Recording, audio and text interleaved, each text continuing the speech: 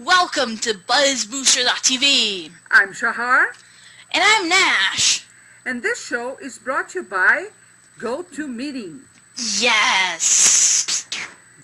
You know, Nash, today we have a very special show. We have some guests with us, right? Annette Piper, Shirley Dubois, and Scott Butler. And we are going to be talking about teleseminars, teleseminars, and webinars. By the way, webinars are a great tool for you to use in your business, not only to be marketing the business, but to be selling products and services, and actually a lot more. And you know what, Nash? I do like to do it when I see other people's faces. Me too. Yeah. Yeah, because Shahar, you create a connection with that person more than if it's just over the phone or if all they see is a PowerPoint. You know, with the faces, you can see their reactions, they can see yours, they can see your facial expressions. There's so much more that's being said just by being able to see each other. So it's great. You know, I actually invite you, our listeners, to give GoToMeeting a try. The listeners of our podcast actually can have a 30-day free trial. So, hey, don't wait to go get this for this. Just take advantage of this special offer. Go to GoToMeeting.com. Click on Try It Now or Try It Free button. And when you're there filling out the stuff, make sure you put the promo code podcast. And they'll give you 30 days free trial just for you to try the face-to-face online meetings with GoToMeeting. Yes, so don't forget, go there, get the free trial, put the word podcast, and now watch the show because we are going to tell you the ins and outs on having success with this kind of tool. Enjoy. Have fun. Okay, so let's talk about teleseminars. Actually, you know, I want to mix a little bit teleseminars and webinars because depending on what you are going to do or what you're going to sell, one format might be better than the other. Of course, with webinars, we have the thing with the pictures where we can bullet point and we can use a PowerPoint, so it can be more effective when we try to sell, okay?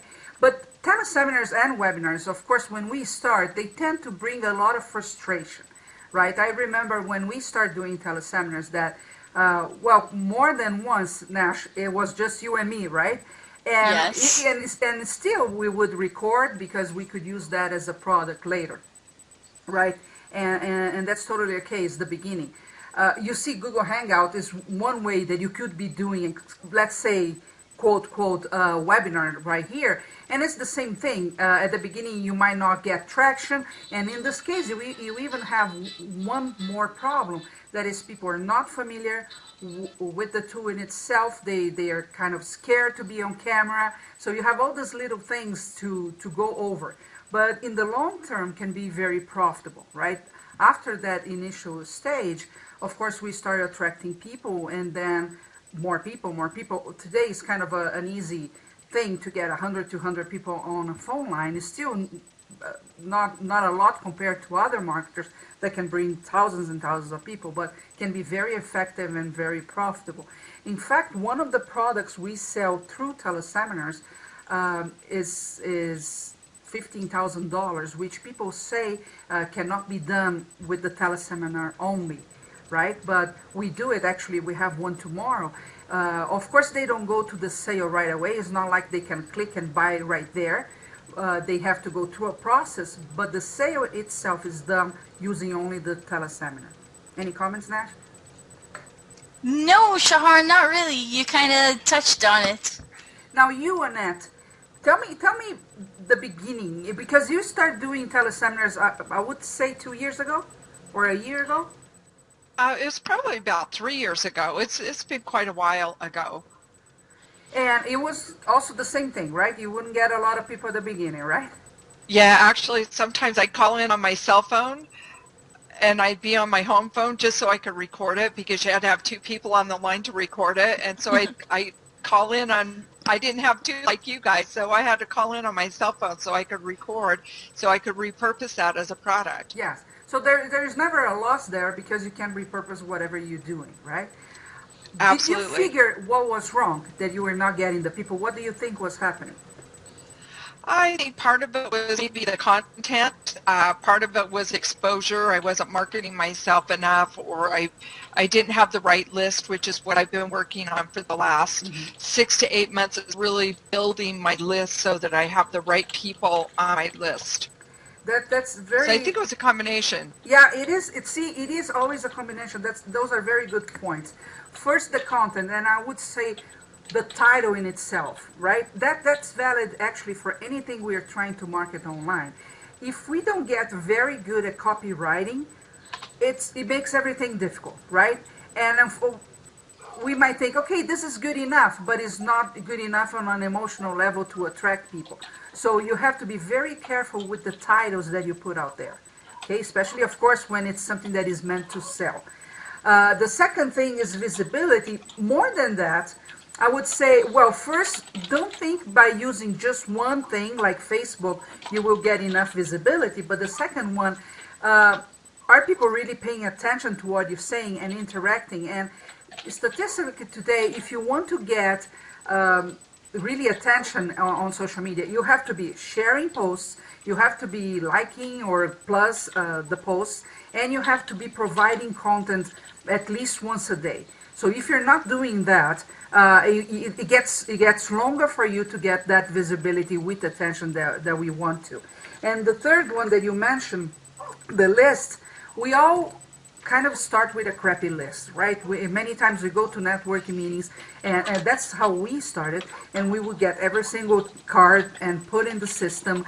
And of course, those people, they might be prospects, but not really interested in what you're offering, right? So you don't get the attention from that list as much as you want until you start doing some kind of joint ventures, and Annette will talk about that a little later. And then you start seeing the quality of the list improving, because then you're talking to people that are already interested in what you're offering. In the networking meeting, maybe 10% of that whole meeting could be interested in what you're offering, but you're putting all the cards in the list, and you should anyway, because you can warm up that relationship. But at the beginning, we don't see a lot of traction, and then again, it's why it's important for you to put your face out there, offer something for free that they might be interested in, they take the action, not yourself. Cool. Let's do this. I'm going to go through a brief presentation of the structure that we tend to use in our teleseminars, and then Annette, I'll let you tell the story on how you structure your latest telesummit, because I think that was a turning point in your career and the challenges that you went through and things like that, okay? So, the very first thing here that we need to think is we have the teleseminars, we have webinars, and the difference is people can see the PowerPoint. We could do webinars combined with live streaming. We've done quite a few of those. Actually, today we are live streaming through Ustream. But we decided that when it's a presentation that the intention is to sell, we do not use live streaming anymore. And why? Because they have all kinds of bugs, all kinds of things happen and can become a huge problem. Too distracting. Too distracting. And I don't know if it's you, Annette, or who is it? Well, somebody told me last week that they went through a webinar. There was a live streaming. Oh, Michelle did that. And it was a total disaster because the sound wouldn't come up and the picture of the other speaker. So it has a lot of issues. So I would suggest it's cool to play with that. And it's cool like today that we have no purpose of selling anything here. We just want more visibility so people can find us here on Google, on marketinghangout.com, on Ustream. So we provide several channels for them to watch. But again, word of caution, because that can get quite in a way of you making a sale. And then we have the type of webinars with JVs, and in this case, joint venture partners. I'm talking about people that are very used to make sales with webinars. So there are some points here that I want you to pay attention when you're in that level, that you have the good list, so they come, and there is a structure that you have to follow. Of course, in any situation, you should have perfect video and audio, as much as that is possible, because it's not always possible. If you're interviewing somebody, you want to balance the audio. Again, when the tool that you're using allows that, like here, it doesn't. But many times when we're interviewing, like I have a strong voice and I might invite somebody that has a very soft voice. I might want to increase that level. Like I was interviewing Chris Mako the other day, and she has a very soft voice. So we need to balance that so it doesn't sound too weird.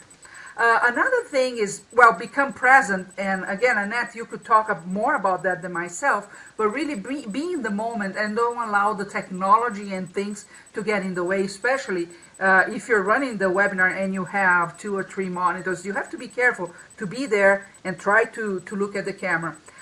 Also, another thing that works quite a bit is if you do it standing. Okay, I don't do that myself, but it's true that the energy changes. Of course, your diaphragm is free to move, so you're not like this. It's important. So when it's one of those big ticket items, you might want to do the whole thing standing. It's just like if you were on stage. You are going to feel that is really, really different. Okay, so be present and standing. If you use automated webinars, which remind me to talk more about that later, but today it's very common that when you do a very good presentation, of course you record like we are right now, and then you put on an automated format, okay? If you do that, you want to be attending during the broadcasting of the recording. Okay, there are many reasons for that, but the main one is you have a chat, and people will be asking questions, will be live on the chat, and you should be answering those questions right there and then. So you should be attending during the recording, and of course also to see if there is any bug or problem there. Don't check your numbers, how many listeners you have all the time, but you do want to check that in the middle of the session, okay? Because later you will see if that will decrease when you start the call to action. Okay? I check that all the time. Yeah, you do check that all the time. But it's kind of annoying, right? And it may distract you. So again, in our case, Nashla, we have the 2 of us. So when one is speaking, the other is not. We have to be careful when we are running the show alone, not to waste time checking that all the time, because it's not going to make a lot of difference. The difference is between the middle and the time that you start the call to action. Because if that call to action doesn't start well, then you start losing people.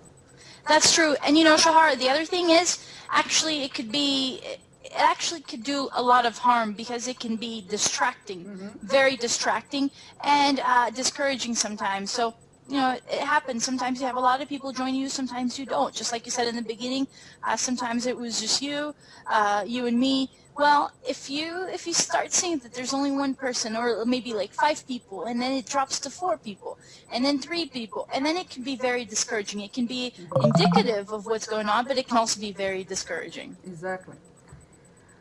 We have somebody else joining us. So we are talking about teleseminars and how to monetize with them. And right now, I'm going to tell you about the email sequence that you should have in place for your autoresponders when you're trying to bring people to a teleseminar that will have a call to action to a sale.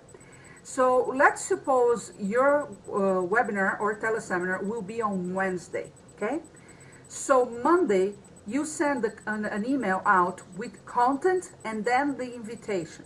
Okay, this is interesting because a year ago, we could send an email for a teleseminar like 2 weeks ahead, and we would get subscriptions and people would attend. Today, the noise is so high that it's better for you to work with a short window. So on the first email, you send a content email and you add an invitation for the registration, right? You do want to squeeze them into an autoresponder so you can continue reminding them. Always very important. Nash, which is the page that we usually use for registration? BuzzBooster.com/register. No. Right? Actually, for registration, yes, I thought you were going to say for the live. BuzzBooster.com/register. Exactly. And when people can go there, they see that it's just a squeeze page where you get the name and email. Then on Tuesday, the second email you send, and you just remind them that there's going to be this awesome teleseminar and here to register. Third day, only for the people that have registered. So on Wednesday when you're doing the teleseminar, 6 hours before, you send an email reminding them, okay? Then 1 hour before the teleseminar, you say, hey, we are starting soon. Okay, that's the subject, and then you remind them. And the starting now email that goes really 10 or 15 minutes before it starts, you send it out. And you might be thinking, oh, people are start to unsubscribe. No, they won't, because in this case, they're the people that are already registered. They were interested in the topic, and actually you're doing them a favor because we are all very busy. Chances are we do forget even 5 minutes before. I know I do that all the time. Okay, so starting now email.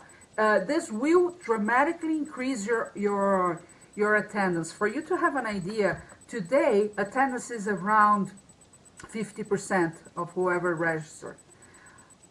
You have to increase that. In your case, in this last telesummit, Annette, how was that? Did you have the reminders, yes or no, and did you get 50% or less? How was that? I got less than 50% that came on the telesummit, but the reminders went out every day. They went out a week prior to that, so they were getting constant reminders. And because it went for 5 days and there were 10 different speakers, I believe that not the same people showed up every day. I think some people were just targeting specific speakers, and those that couldn't show up, if they wanted to, they chose to buy the kit where they could get all of the recordings of all of the speakers. And so I sold quite a few of those. That's good. That's good. As well. Yeah, and that's totally average, right? Maybe next time you want to try the reminders on top of the hour. I was talking to Michelle. We did a teleseminar last week on affiliate marketing, and that's one of the things we did because, again, we've been using, and she's been using the same strategy, and it has been working, okay? Now the don'ts when promoting a teleseminar. No 800 numbers for that, right? You have to use your cell phone or your landline. In case you're going to tell them to call, it's very important, of course, to have real people answering the phone, because you would be amazed how many people send to an answering machine. Then you're just really slashing your sales, because a lot of people will not leave any message, and you just miss, and you miss a huge opportunity. Of course, in this case, it's usually when you would guide them to a higher ticket item, so you want people to be answering the phone. Do not, if you're using one shopping cart or any kind of shopping cart, never use the two-step checkout. Okay, you always want to use the one-step checkout. Every single time that you ask people to click to one more screen to fill one more information, you decrease in 30% the conversion. So you have to be careful. And the trackable link, the link with your ID for an affiliate link, you should turn that into another URL. You can say, Nashla, how you work that, but you don't want the ID to go in that URL because you will also miss the sale. Don't forget, this is your hot list. This is the list of people interested in what you're talking about. So you have to be careful how you conduct the sales. Nash, about the links to avoid using the affiliate? So we'll somehow mask that link. So if it's an affiliate link and it's nice and long, or sometimes it'll start with oneshoppingcart.com/blah blah blah blah. What we'll do is usually we'll put it through BuzzBooster, so we'll have a little redirect. It'll be buzzbooster.com/Annette, whatever, buzzbooster.com/red, and then it redirects to whatever our affiliate link is. That requires a snippet of code, which I don't know what it is right now. I just have like a little text file that I copy every time. But actually, I suppose an easier way, Shahar, is just to use one of those tools like bit.ly, bit.ly, or tinyurl, or any one of those URL shortener services that will just change your affiliate links. Yes, especially when you're using Twitter, right? Because it's so easy for them to take the ID out and you... Okay, so you see, I just got 2 emails of people that got mixed up on Google Plus, and they are watching live. You see how it is.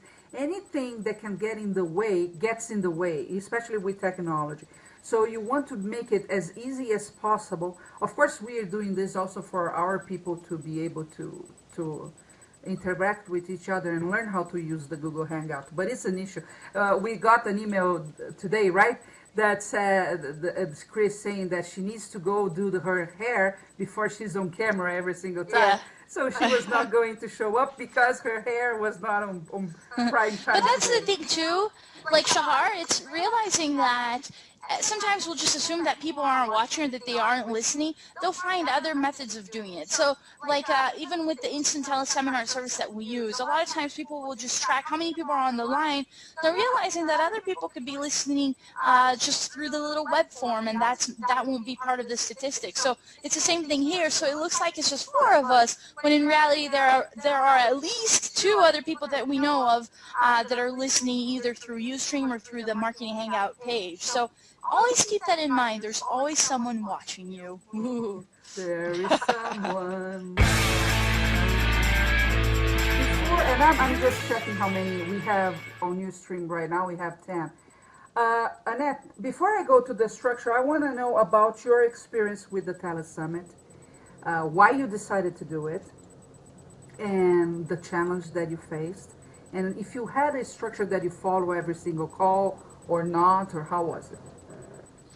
Well, I decided to do the telesummit because I needed to build my list. I needed to build my list with more of a buying market. My list started with people that I used to work with for 20-something years in the semiconductor industry, and they aren't my target market. So I needed to get some people in there that were more my target market. So that was the reason that I did it, as a list building tool. And some of the challenges that I faced was, of course, I've never done anything like this before, so that was a challenge. I hired someone that this is what they do for a living, is help people do telesummits, and that was very helpful. I don't know what I would have without her expertise to get me through. But some of the challenges were just getting the speakers to get me their information on time, getting everything set up, making sure that I was fully prepared for it. Lots of people signing up, lots of people credit card problems, so there were all kinds of problems like that. And then also I had a speaker with an emergency, so I had to do a last minute shuffle of speakers. And so those were some of the challenges, but really hiring someone to help me do that. And then of course I hired your company to do all my web work, made it go so much smoother than if I would have tried to do it all myself. Mm-hmm. And that's one thing we need to understand, right? That if we want to make sales, there will be some investment involved, because if you try to do everything yourself, it's going to be crazy, right? So you had a social media agency taking care. You also had the affiliate manager taking care, right? And it still was a Yes. lot of work. So it's not like, oh, it's so easy. I just get on the phone and I make a lot of sales, right? You had to have a Right. structure behind it. And this, Well, and I also have my personal business coach who had just done a telesummit a couple of months before, that was kind of guiding me along as well, what she learned, and uh, giving me some tips as well. cool.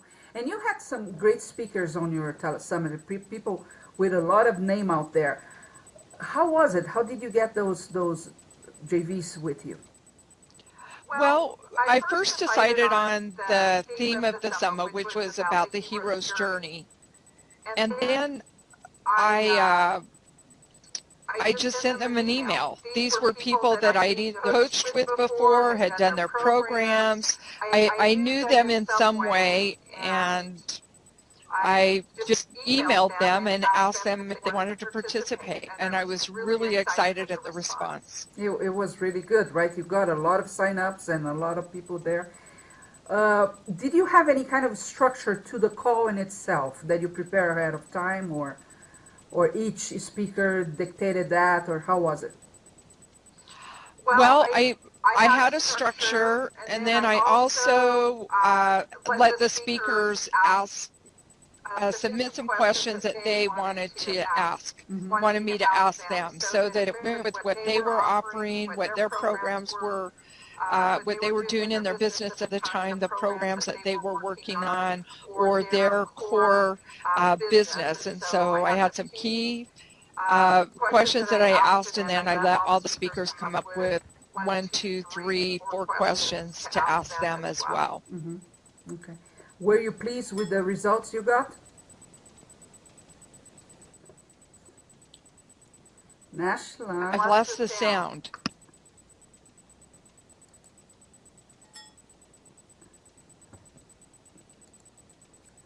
Wait a second. Okay, Shahar, I think you're muted. I am. You muted me.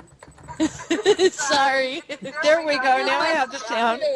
I think I also muted Scott. It's all by accident. Sorry. Okay, so no touching buttons, okay, Nash? We are I newbies at need to this. see what it does. Yeah, then there is editing in the post-production, so fun.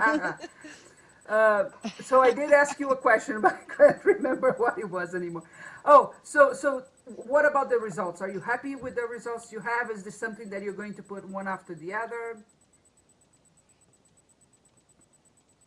I was very happy with the results. I had a great response, and I plan on doing one probably in another 6 months. I think you want to space them out and not be offering big things like that too often, because you don't want to burn your market out.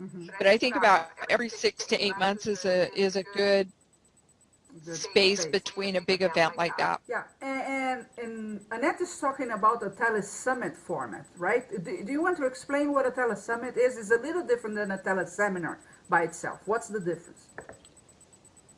So a telesummit is more a larger training program. So you might go to a multi-speaker training event that lasts, a weekend or 3 or 4 days. The telesummit is the same way. You have multiple speakers that come on that present their material, and you usually have a theme around it. So it's an online training program, basically, where you invite other people to participate. Yes, most of the times you invite other speakers to be with you, and a common thing in the market today is when you're starting out, and that's not starting out, but as she said, she needed to grow a list, so she didn't have a good list. What do? You partner with people that have big lists. So of course, through the registration process, you will increase your list. And during a period of days, you will have those speakers being interviewed. Most of the telesummits, they are free to enter, but they offer the recordings. And I think that was your case, right? You offer them the recordings to buy. And then of course you have to have a structure to be able to, after they buy the recordings, then you will initiate the process for them to buy other products that belong to you. And of course, in this format, you usually have bonuses and things like that. So it's a lot more work than just a teleseminar, where you really pick up the line and invite somebody and speak with somebody over a period of 1 hour. Okay. Let me show you now the structure that we usually use for our teleseminars. The structure that the first 15 minutes, so usually you're going to be taking about 90 minutes, almost the same amount of time you would take on stage. Of course, in some cases you shorten that to 1 hour. But you would start creating a connection with the audience, okay? Tell your story, first of all. Besides introducing yourself, start with a story in order to create rapport and a connection with people. That should last from 5 to 15 minutes. Okay, depending on where you're going with the story. Remember not to be repetitive or boring, because it's usually not a good idea. And then you're going to teach. Okay, people need to understand you know what you're talking about and you have content to give, okay? This should go from 30 minutes to 50 minutes. It all depends if you're doing a 1 hour format or a 90-minute format. Of course, if you're using the webinar format, every time you're giving a point, like a bullet point, you would show that on screen to make it register in the brain a little better. After you go through that, you kind of reiterate what you said. So you summarize everything that you said and you highlight again the main points, okay? Now you transition to what we call the shock and awe. At that moment that people will say, wow, I need that, or I want to be like that, or something. There are many different ways of doing that. Talking about a case study is one. Bringing people on the line to tell, how you have helped them, but not only on a testimonial format, but telling the story in itself. This is how I was, and this is what I became, or this is how much I used to sell, and then that's what happened. This kind of thing, they work really well. Then logos, of course, if you have logos of clients, we actually, when we do the stage presentation, we have a slide that is full of logos of people we have worked with, or some kind of proof. Online you see the people showing their ClickBank statements or shopping cart statements. Well, that can work too if that's the route you want to go. Then you transitioned from the shock and awe, so you gave the connection part, then the teach part, you reiterate what you said, then you go to the shock and awe, and then you go, okay, this is what you get. So now you transition to the call to action.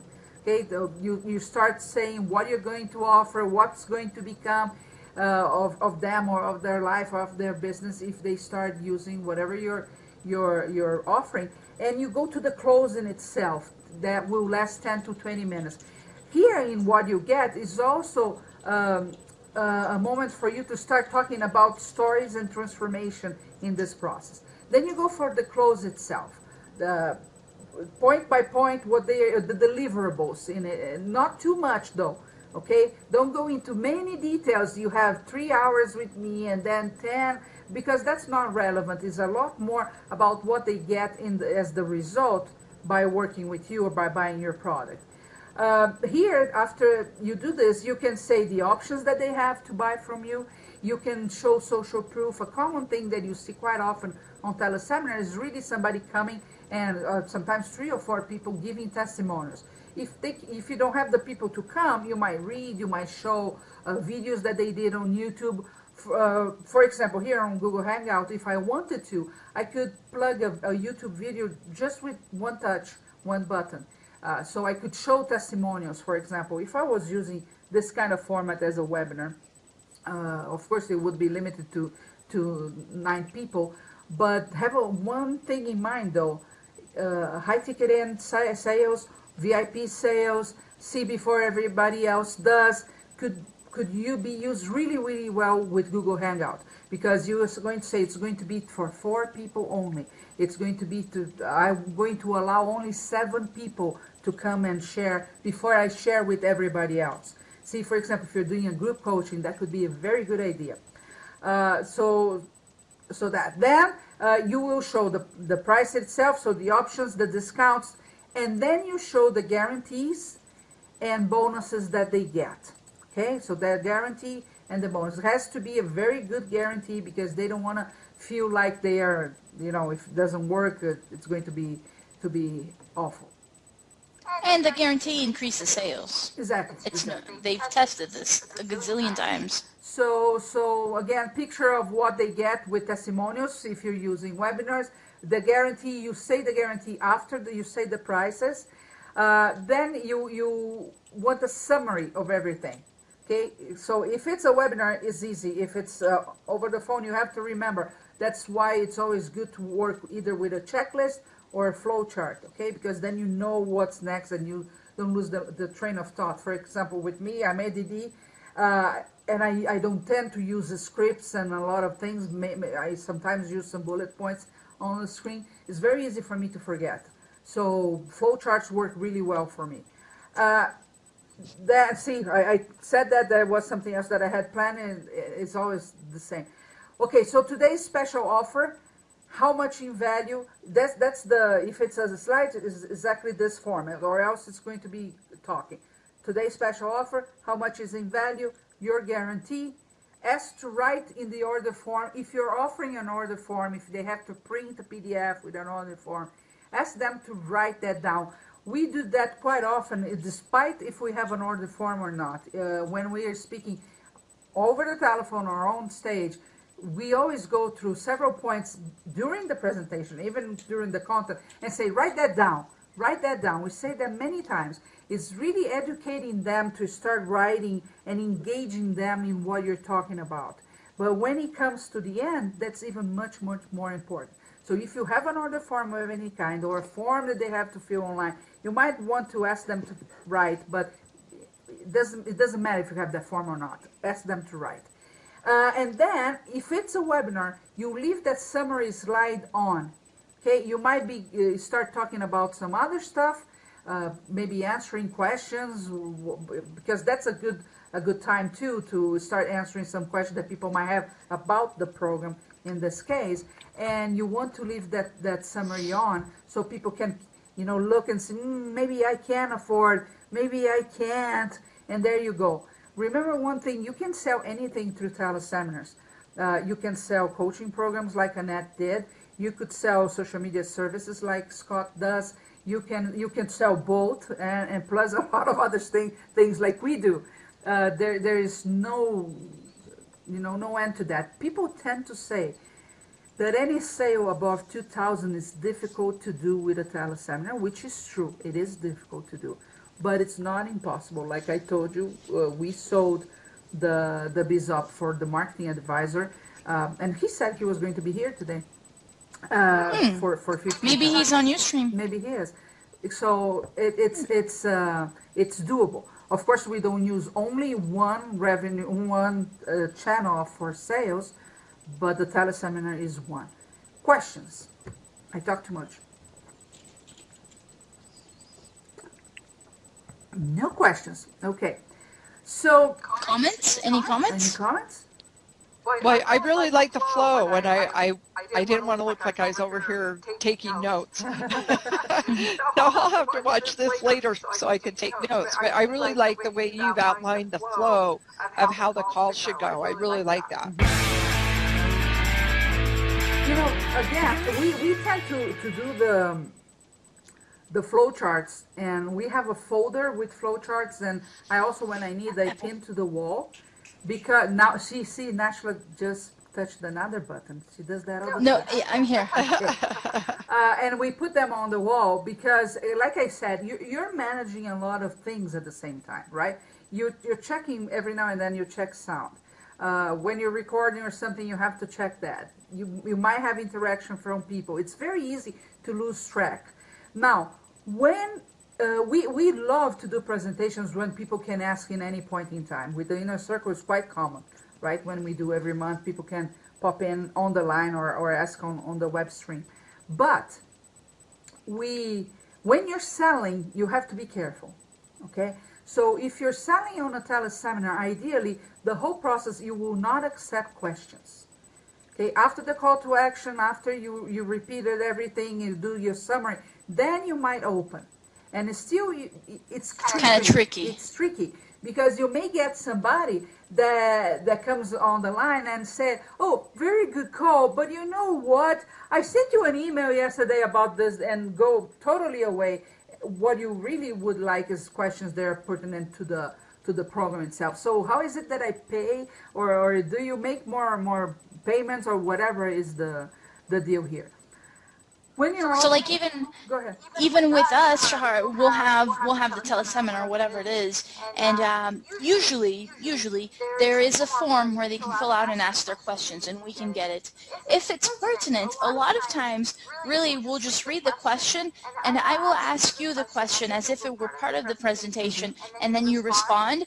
So we don't really say, hey, this person just asked a question, and here's the answer, because then it kind of opens up for other people to ask the question. And when you're making that sale, when you're doing that presentation for sale, the questions can kill the sale, just because you go off on a different tangent or whatever it is. A lot of times it's not so much for us where we're very improv as we're going, but a lot of times for most people, in fact, they have a set presentation, sometimes word for word, that they're doing, and so if it interrupts with the sale, with a question, it takes them off rail, and then they get distracted, and it's hard to get back into that beat that they were when they were making that sale.